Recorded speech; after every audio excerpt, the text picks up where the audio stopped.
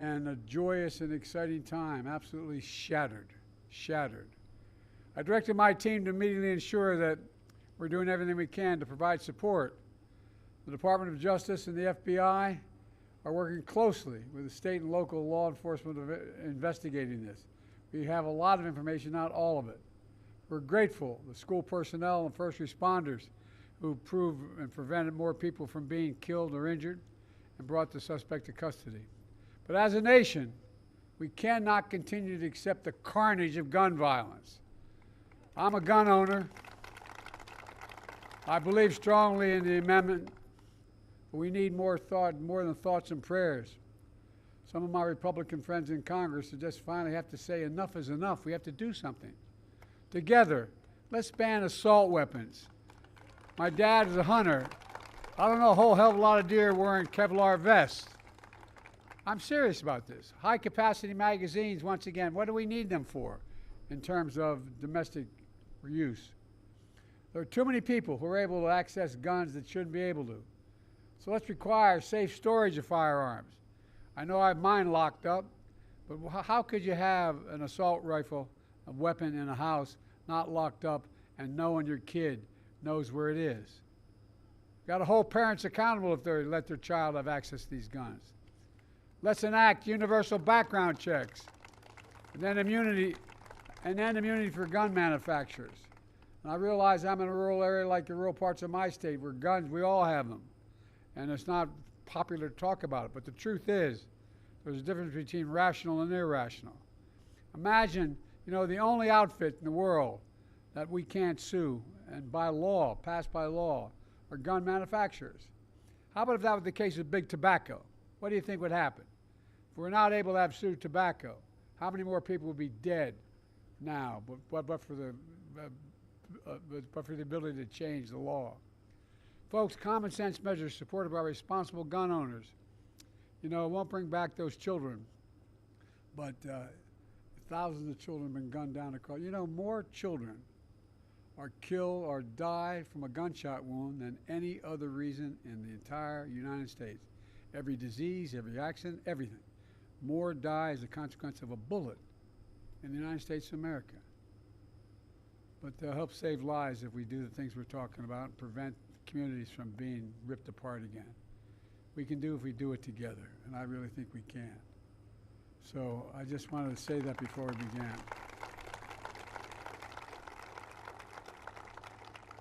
And now to our event today. Thank you, Darren, for that introduction and for sharing your story as a family farmer.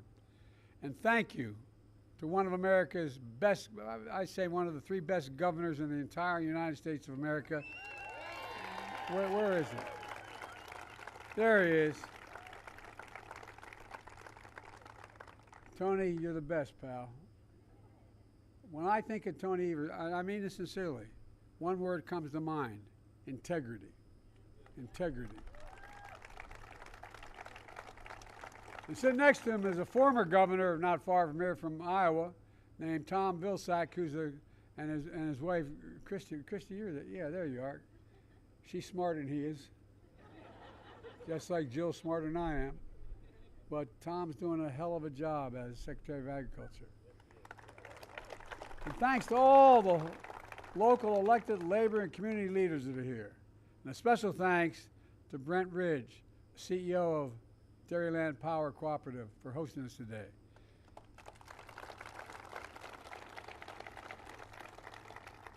I come from the state of Delaware. Everybody thinks it's an eastern industrial state. Our largest industry in Delaware, and I served as senator there for 36 years. I know I don't look that old, but I am. For 36 years, is agriculture. It's a $4 billion enterprise in the Delmarva Peninsula. And its co-ops made it happen. But millions of Americans rely on co-ops like yours for electricity every single day, and it matters. In June of 2021, 5 months after I came to office, I went to nearby La Crosse, Wisconsin. It was the 65th anniversary of President Eisenhower signing the bill that created the interstate highway system. I talked about my vision to do something just as historic, to invest in infrastructure and clean energy and so much more in rural America, to invest in all America and all Americans, to propel us into the future, creating millions and I mean millions of good-paying jobs, and positioning America to win the economic competition of the 21st century. And I'm back again today to begin a series of trips and events showing the progress we've made together by our Investing in America agenda, an agenda that has come to fruition over the last decade. Invest in America. Invest in American workers. Here in Westby, you know, I'm proud to announce that my investments, through my investments, the most significant climate change law ever, and by the way, it is a $369 billion bill. It's called we should have named it what it was, but at any rate, the Department of Agriculture is able, from that legislation, to announce $7.3 billion in grants to 16 electrical co-ops nationwide to help rural communities transition to clean, affordable, reliable energy. It's the most significant transformative investment in electrification and clean energy for rural America since FDR's New Deal nearly 90 years ago. And that's not hype, that's a fact. And it includes Dairyland Power Cooperative that will receive $580 million to develop and purchase solar power, wind power, energy storage right here in Wisconsin and all across the Midwest. And here's why it's a game changer. Before the New Deal, private companies refused to provide affordable electricity to rural communities. As a result, 1 in 10 rural households, only 1 in 10, had electricity before FDR came to power. So farmers had to organize electric co-ops to distribute electricity to their families and their communities. With help from the New Deal, there are now more than 800 rural electric co-ops to provide electricity for 40 million Americans in 48 states. But key challenges, they've overcome them, but the co-ops are still nonprofits. They don't have the same resources that private utility companies have to modernize their energy infrastructure. And for decades, they couldn't access tax credits and make clean energy more affordable. That's why Camel and I ensured that for the first time in American history, that these nonprofit co-ops can benefit from clean energy tax credits just like for-profit utilities have for decades.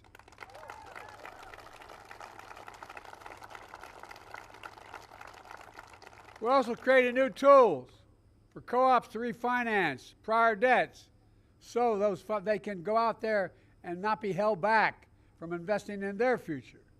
Today's historic announcement of $7.3 billion for rural electric co-ops builds on those steps. It means clean, affordable electricity for over 5 million rural households and businesses across 23 states. It means 20,000 jobs, good-paying, high-quality jobs, including union jobs, so rural America is empowered to lead our clean energy future. It means covering the upfront cost of clean energy so rural families can save on their energy bills and get just a little more breathing room at the end of the month.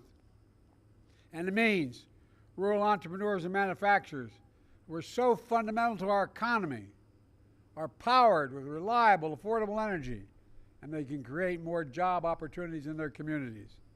And guess what? It's also good for the environment as well. Because of our historic actions, we're going to reduce by 43 million tons greenhouse gas pollution every single year as a consequence of these investments. That is the equivalent of removing pollution from more than 10 million gas-powered vehicles. 10 million. It's going to save $265 billion in healthcare costs because of better, cleaner quality of air. People aren't breathing polluted air and getting sick. That comes from the NIH. It matters, folks. You know it. And folks, I've kept my commitment to be president for all America and all Americans, including rural America. Your communities are the backbone, and that's not hype. You're the backbone of this country. You deserve the same resources as folks in our cities and our suburbs. And that's what today's announcement is all about. Generating rural power for rural America. But that's not all. Last year, I was next door with your good neighbor, Governor Walz of Minnesota. I think the guy's gone places. I talked about we're making the most fundamental and significant investment ever in rural America, creating new and better markets, new income streams that are generators of rural America that can grow and thrive. For example, we're taking on big corporations and doing everything from increasing competition in the meat markets to boosting domestic fertilizer production. In fact, here in Wisconsin, that means $12 million to lower fertilizer costs for farmers across the state, which also creates jobs and grows new businesses. Here in Wisconsin, we also invested $47 million to lower energy costs, install renewable and energy-efficient technologies like solar panels behind me on farms and rural small businesses. Darren just shared how that's cut his family electricity bill in half. We're helping farmers and ranchers and entrepreneurs tackle the climate crisis. Climate-smart agriculture, such as cover crops, nutrient management, storing carbon in the soil. These practices reduce the greenhouse gas emissions and improve our overall health of the soil and the water. They put us on a path to continuing to grow the food, the fuel, the fiber that will power our nation for decades to come. Through our bipartisan infrastructure law, it's a fancy way of saying that $366 billion for environment, most significant investment in America's infrastructure. And what the infrastructure bill, by the way, the bipartisan bill, that was $1.2 trillion. And guess what? We're still lowering the deficit. Anyway, most significant investment in America since Eisenhower's interstate highway system. We've invested $4 billion so far in 350 projects to modernize Wisconsin transportation. Just in Wisconsin, that's been invested. Infrastructure, only 3 roundabouts on Route 14, US 14, and a new bridge on County Highway M. Folks, look, just like we're making the most significant investment in rural electrification as FDR, we're also making the most significant investment ever in affordable high-speed internet. Because affordable high-speed internet is just as essential today as electricity was a century ago. In order to be able to do business, and when things are shut down, your kid doesn't have to sit outside of McDonald's. And anyway, that's why we've invested $1.6 billion just in Wisconsin to connect everyone to affordable high-speed internet in Wisconsin.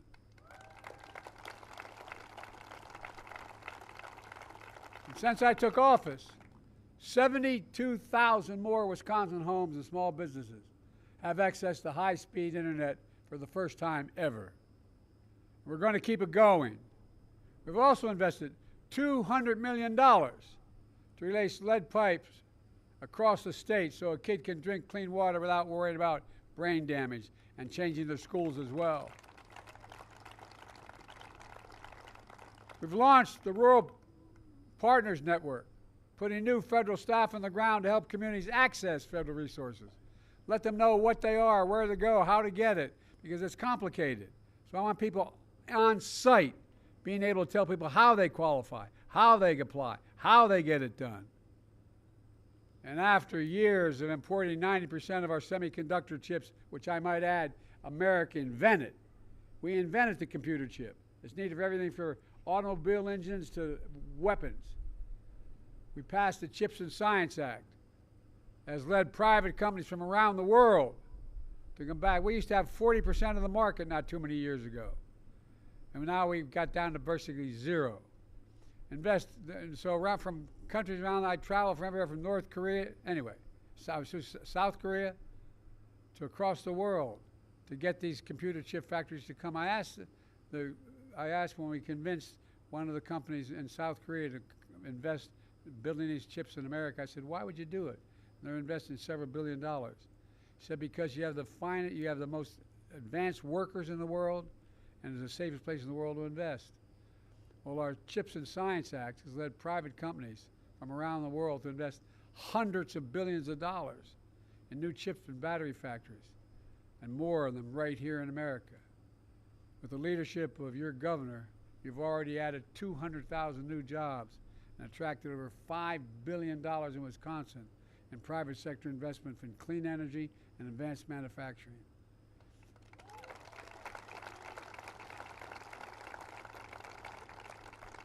In fact, this spring, I was with your governor in Racine, where Microsoft announced a $3 billion investment, $3 billion investment to build a data center to help operate one of the most powerful artificial intelligence systems in the entire world. It's going to create thousands of good-paying jobs on site and across the state, creating even more opportunities in rural communities. Let's remember, my predecessor promised you that he would redevelop Foxconn factory in Racine. You been there lately? He didn't do a damn thing. Nothing. Folks, all these investments means family farms can stay in the family. Rural entrepreneurs can build their dreams. Your children and grandchildren won't have to leave home to make a living. I don't know how many of you have been confronted growing up where everything's going well and the son or daughter comes to mom or dad and said, I can't stay. There's not work for me here. I got to leave. That's stopping now. Because we're spreading opportunities to benefit everyone. Building a future where no one is left behind.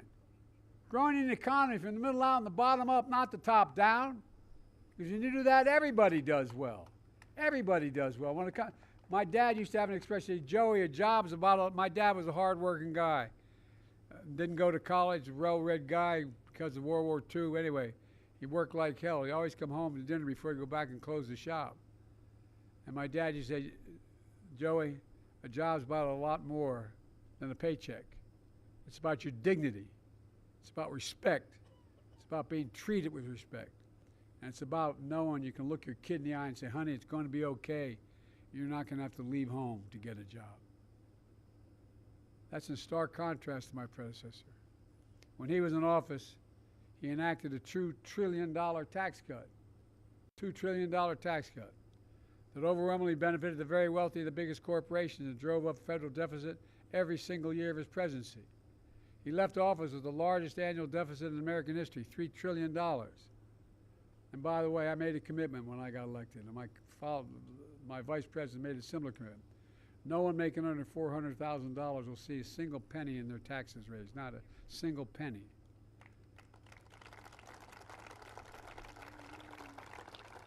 Neighborhood I come from in Claymont, Delaware, and Scranton, Pennsylvania, they say, well, that's too damn much.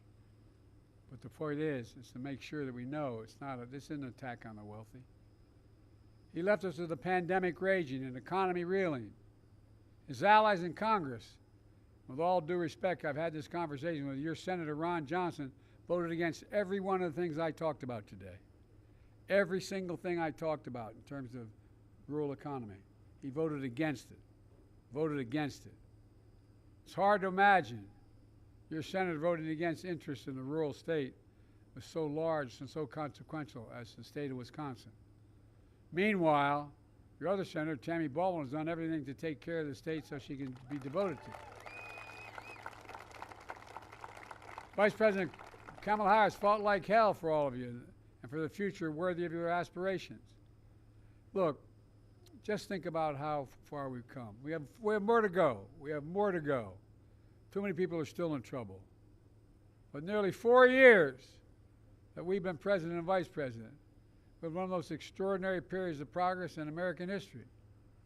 COVID no longer controls our lives. We've gone from an economic crisis to the strongest economy in the world. Let me say it again.